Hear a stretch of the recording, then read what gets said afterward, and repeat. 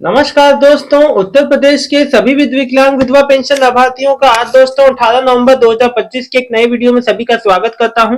आशा करता हूं आप लोग बहुत ही ज्यादा स्वस्थ होंगे, अच्छे होंगे दोस्तों सभी लोग।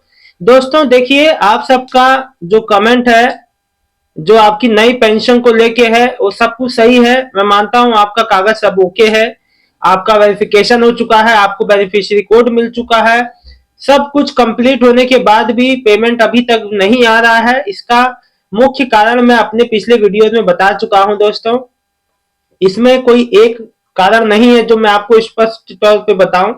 हालांकि इसमें कई कारण होते हैं पेंशन देरी से आने के, जिसमें कि से सबसे जो पहला जो वजह है वो है डॉक्यूमेंट स्क्रीनिंग का। और जो नंबर ऑफ जो पेंशनियर इस बार बढ़े हैं वो मतलब कि एक लिमिट से ज्यादा है। 6.5 से 7 लाख लगभग जो वृद्धावस्था पेंशन है। इसके बाद एक संख्या जो है वो आपका दिव्यांग पेंशनर की है। फिर एक संख्या है जो आपका विधवा पेंशनर की है। तो इतनी बड़ी संख्या में सभी जो एप्लीकेंट है, उनकी एप्लीकेशन को स्क्रीनिंग करना, उनको वेरीफाई करना, इनको अप्रूव करना, ये एक जो बड़ा मतलब कि एक दोस्तों जो बड़ा जो टास्क है। और जो गवर्नमेंट और समाज कल्याण विभाग बिल्कुल भी नहीं चाहती कि किसी अपात्र को पेंशन पेमेंट मिले। और दोस्तों इसीलिए जो वेरिफिकेशन ड्राइव जो चलाई गई थी अप्रैल मई जून जुलाई में, वेरिफिकेशन का सीधा सीधा तौर पे मुख्य तौर पे यही वजह थी। जो लोग बाहर से मतलब कि बाहर रहते हैं लेकिन पेंशन ले रहे हैं, किसी और स्टेट से भी पेंशन ले रहे हैं, उस तरह के जो पेंशनियर हैं उनको लिस्ट से बाहर करना। नए जो लाभार्थी हैं जो वाकई में जो सही है, उनको पेंशन सिस्टम में लेना दोस्तों, इसीलिए वेरिफिकेशन हो रहा था। और आज भी कहीं ना कहीं जो है मैं आपको बता दूं, अभी भी जो है सबका जांच चल रहा है, इसीलिए देरी हो रही है। इसी वजह से पेंशन आपका विलंब हो रहा है। साथ ही साथ दोस्तों कभी कभी देखा गया है ऐसा कि वित्त जो सहायता मतलब कि जो पेंशन पेमेंट जो ऊपर से आते हैं, यानी कि केंद्र सरकार को राज्य सरकार के जो केंद्र सरकार राज्य सरकार में जो जो समन्वय होता है, जो पेंशन पेमेंट्स को लेके जो जो बजट आता है, वो कई बार देरी से हो जाता है आता है। इस वजह से भी पेंशन पेमेंट में देरी होती है। हालांकि यहाँ पे देरी का मतलब सीधा सीधा है कि अभी डॉक्यूमेंट जो है सब जो जांच हो रही है विभागीय स्तर पे। और और मैं आपको बता दूं दोस्तों, देखिए अभी जो किसी का भी नहीं आ रहा पेमेंट, पेमेंट आएगा तो अचानक से जब आएगा तो सबका ही आना चालू हो जाएगा। मतलब कि जितने लोगों ने नवंबर दिसंबर जनवरी फरवरी मार्च में अप्लाई किया था, सभी का रुका हुआ पेमेंट आएगा। आप लोग को बिल्कुल निश्चिंत रहना है दोस्तों। बस नए पेंशनर से एक बात कहना चाहूंगा, अपने बैंक खाते में डीबीटी स्टेटस को एनेबल रखिएगा। डीबीटी आप अपने घर बैठे भी कर सकते हैं, वीडियो बनाया है परसों, जाके देख लीजिएगा। आप अपने घर बैठे डीबीटी को एनेबल कर सकते हैं, अपने बैंक अकाउंट में ट्रांसफर कर सकते हैं 1 मिनट के अंदर, बिना किसी बैंक जाए घर बैठे अपना मोबाइल से कर सकते हैं, एंड्रॉइड मोबाइल से। जैसे मैंने वीडियो में स्टेप बताए हैं, आप फॉलो कीजिए, घर बैठे काम हो जाएगा।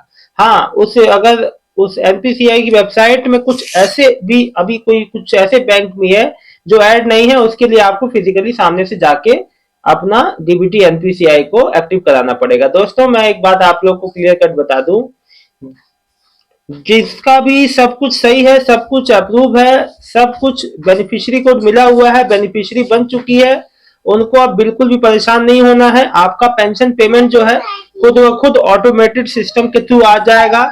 और साथ ही साथ दोस्तों एक और जो बड़ी खुशखबरी आप लोग के लिए, वृद्धा जो बुजुर्ग पेंशनर के लिए हैं, उनको मैं आपको बता दूं, यूपी में फैमिली आईडी जो है उससे जोड़ने का जो मतलब कि उस पर जोड़ने को मंजूरी मिल गई है।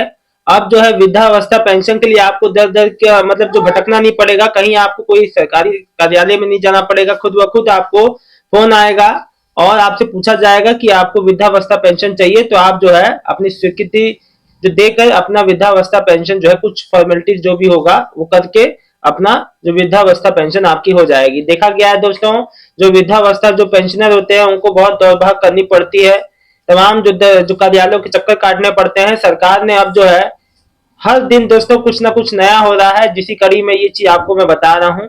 अभी जो है यूपी कैबिनेट में जब मीटिंग हुई थी उसमें ये फैसला हुआ है, आपको मैंने 2 दिन पहले भी ये बात को बताया था। साथ ही साथ दोस्तों मैं आप लोग को एक बात बता दूं, जो लोग अब अपने अक्टूबर नवंबर दिसंबर की किस्त का इंतजार कर रहे हैं, मैं आपको बता दूं, देखिए दिसंबर मिड में यानी कि अगले महीने के मिडिल में मतलब कि 15-16 तारीख के बाद से आप लोग का पेंशन पेमेंट जारी होगा। और पेंशन पेमेंट जारी होने के बाद आप लोग का पेंशन पेमेंट जो है आना शुरू हो जाएगा। हाँ, हालांकि आप इसका स्टेटस जो है पहले जो आप जो पीएफएमएस पे देख लेते थे कब अप्रूव, कब आपका लगा पेंशन, कब अप्रूव हुआ, वो नहीं शो हो रहा है। आपको सीधे बैंक खाते से रिलेटेड जो विवरण दिख रहे हैं, नो योर पेमेंट, वहां ऑप्शन एक नया जुड़ गया है पीएफएमएस में, वो पुराना वाला ऑप्शन हटा दिया गया है। दोस्तों मैं आपको इसके लिए बता दूं, इसके लिए बिल्कुल आपको परेशान नहीं होना, आपका सब कुछ सही है, आपका पेमेंट खुद ब खुद आपका ऑटोमेटिक सिस्टम के थ्रू आपका पेमेंट आ जाएगा। दोस्तों एक बात मैं आपको बता दूं, जो लोग नए पुराने सभी पेंशनर को मैं एक बार बता दूं, आप अपना जो भी जानकारी पेंशन डिपार्टमेंट में देते हैं, मोबाइल नंबर, एड्रेस, अपनी कोई भी डॉक्यूमेंट जमा करते हैं, उसमें आप चाहे अगर जो नई पेंशन के लिए अप्लाई करने जा रहे हैं या जो पुराने पेंशनर हैं, अगर आपका कोई मोबाइल नंबर बदल गया है या कोई चीज आपने एड्रेस बदल लिया है, तो इसको पेंशन डिपार्टमेंट में भी जरूर अपडेट जो करा दिया करें। ये चीज मैं आपको इसलिए बता रहा हूँ, देखिए कोई भी आप तक जानकारी आती है, सूचना आती है। अच्छा, मेरे से कई लोग कहते हैं सर हमारे मोबाइल पे मैसेज नहीं आता। देखिए मोबाइल पे आपकी पेंशन आती है तो वो बैंक से मैसेज आएगा, आपका एसएमएस अलर्ट वाला सुविधा ऑन नहीं होगी। या कई बार होता है ये सुविधा ऑन होती है, कई बार मैसेज जो बैंक के मैसेज है वो जो देरी से आते हैं, ऐसा हो जाता है आम रूप से, ऐसा कोई बड़ी बात नहीं है। आप जो है अगर एसएमएस अलर्ट वाला सुविधा ऑन नहीं है तो आप ये बैंक में करवा सकते हैं काम। वहां से जब आपको बैंक में कोई भी पेंशन या कोई भी अन्य जो ट्रांजेक्शन का जो पेमेंट आएगा तो आपको पता चल जाएगा। दोस्तों मैं आप लोग को बता दूं, कोई भी आपकी पेंशन रिलेटेड छोटी बड़ी कोई भी समस्या है तो आप मुझसे संपर्क कीजिए। दोस्तों अगर आपका पेमेंट, दोस्तों कई लोग ऐसे भी पेंशनर हैं जिनका जो इस साल की पहले क्वार्टर की किस्त नहीं आई, अप्रैल मई जून वाली, तो आप लोग मुझे कमेंट कीजिए। और दोस्तों एक बात बता दूं, अगर उससे ज्यादा से पहले से आपका पेंशन रुका हुआ है, अप्रैल मई जून का भी नहीं आया, तो आप सीधे अपने नजदीकी पेंशन जो डिपार्टमेंट है वहां संपर्क कर सकते हैं, बता सकते हैं, और उसमें जो उचित जो उनको जो करना होगा वो कर देंगे, आपका पेंशन चालू हो जाएगा। देखा गया है दोस्तों, होता क्या है ना, कई बार कुछ टेक्निकल एरर के कारण या कुछ जो विभागीय स्तर पे कोई ऐसी दिक्कतें हो जाती हैं जिस वजह से आपका पेंशन जो है होल्ड हो जाता है, रुक जाता है, वो तो खुद ही मालूम चल जाएगा जब आप जाएंगे। तो प्लीज थोड़ा सा जागरूक रहें अपनी चीजों के प्रति, थोड़ा सा एक्टिव रहें। कोई भी दिक्कत समस्या आती है तो पेंशन डिपार्टमेंट है किस लिए, आप वहां जाइए, संपर्क कीजिए। आपकी पेंशन है, जहां आपने कागज जमा किए थे जिस डिपार्टमेंट में, वहीं पे आप जाइए संबंधित विभाग में, वहां पे इसकी सूचना दीजिए कि मेरा पेंशन 6 महीने साल भर से बंद है, ऐसा क्यों हो रहा है। तो फिलहाल दोस्तों इस वीडियो में इतना ही, मिलता हूं नेक्स्ट वीडियो में एक नई जानकारी के साथ। तब तक के लिए आप सबका बहुत बहुत धन्यवाद दोस्तों। उत्तर प्रदेश के सभी विकलांग विधवा पेंशनर लाभार्थियों को बहुत बहुत धन्यवाद दोस्तों।